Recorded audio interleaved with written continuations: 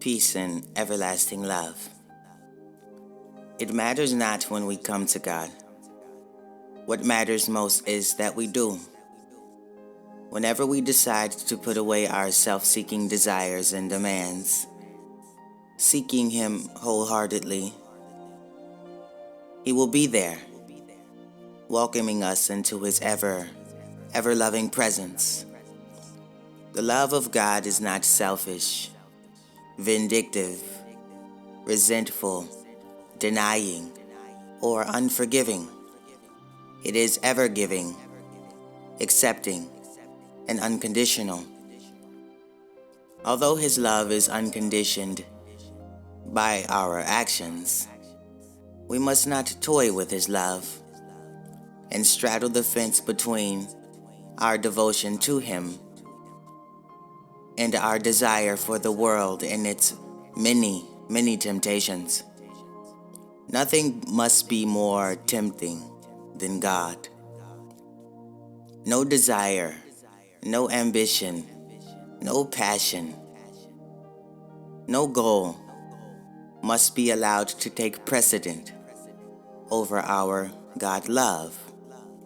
Our greatest temptation must be God. And some may protest that I have bills to pay, I have mouths to feed, or I have such and such going on. How can I survive by giving it all up and search for God? We have these things because of God, and in our own ignorance, we proclaim that we are self-made, a true and obvious error on our behalf.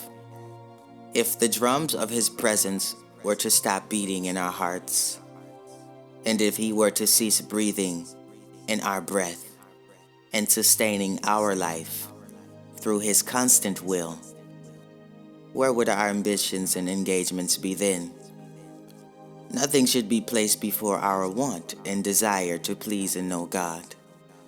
And when we become saturated in that God-seeking love, all of our ambitions, all of our desires and engagements will be fueled and blessed by His ever-gracing presence. To live in God's presence, to live in God's grace, is the greatest peace, the greatest bliss, and the greatest joy. I cannot attempt to even explain this feeling. It is beyond feeling. There are no worries, no desires, no anxiety about what to do and what needs to be done, because His love is all assuring. I trust that His hands are ever guiding me, and His will is fueling the vessel of mine.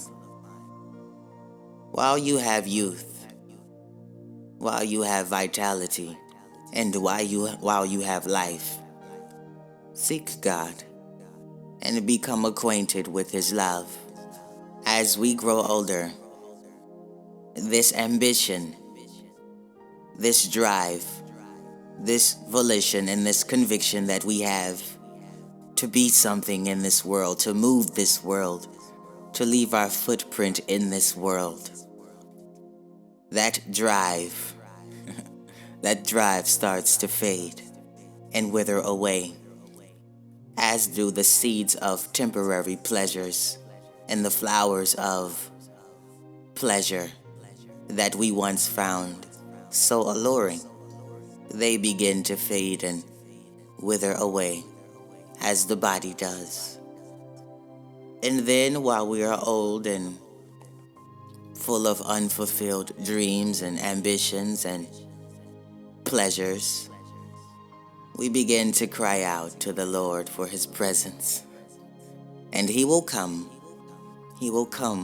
in love and say, "At last, my child has forsaken all of their worldly enticements and ambitions and found the greatest temptation in my love."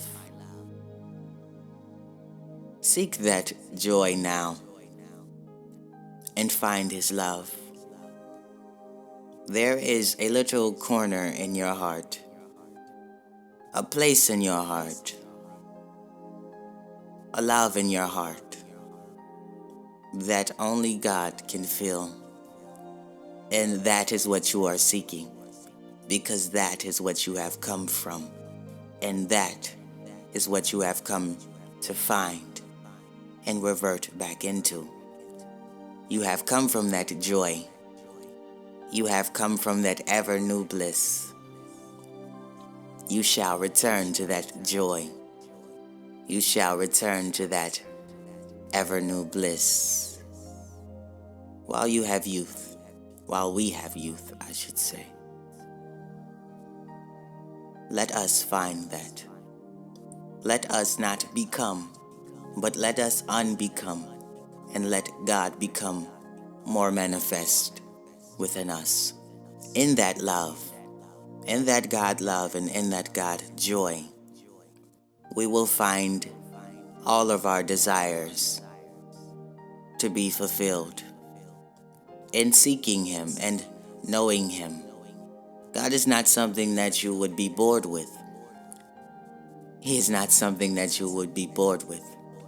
It is a constant unfolding, a constant ever new joy and ever new bliss, constantly, daily, growing in God and growing in yourself as well. So seek that and know that you have not been waiting on God. You have not been waiting on God. He has been ever, ever, ever waiting on you. Come home. Come home. My peace, my joy, my love, my gratitude. As always, enjoy, embrace, exude, love, love, love.